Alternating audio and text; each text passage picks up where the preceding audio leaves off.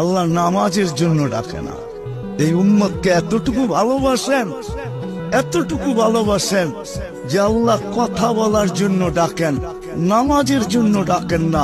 এই জন্যই মনে হয় কিতাবালা লেখছে মুসাল্লি উনাজি রব্বা, নামাজি আল্লাহর সাথে কথা বলে। রাত্রটা যখন পার হয়ে যায়, সুবে সাদেক যখন হয়ে যায়, তো আল্লাহ চিৎকার দিয়ে মনে হয় বলতে থাকেন, রাতটা পার হয়ে গেল, তোর সাথে কথা হইল না, জলদি একটু উঠ না, একটু আয় না, তোর সাথে একটু কথা বলি না।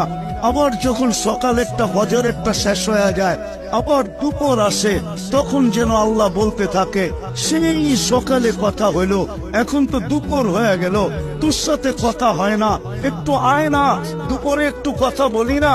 দুপুর যখন গণায় আসর বিকাল হয়, তা আল্লাহ আবার ডাকে, সেই দুপুরে কথা হইল, এখন তো বিকাল হয়ে গেল, আয় না, তোর সাথে একটু কথা বলি না।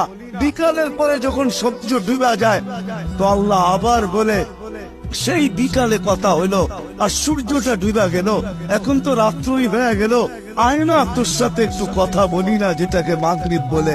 আপনি বলবেন এশারের সময় কেন কথা বলে?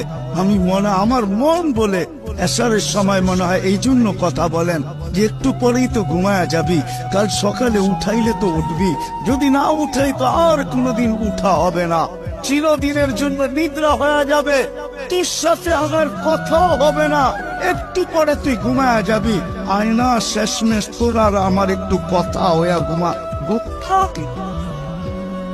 আমার তো মনে হয় আল্লাহ কথা বলার জন্য ডাকে, নামাজের জন্য ডাকে না।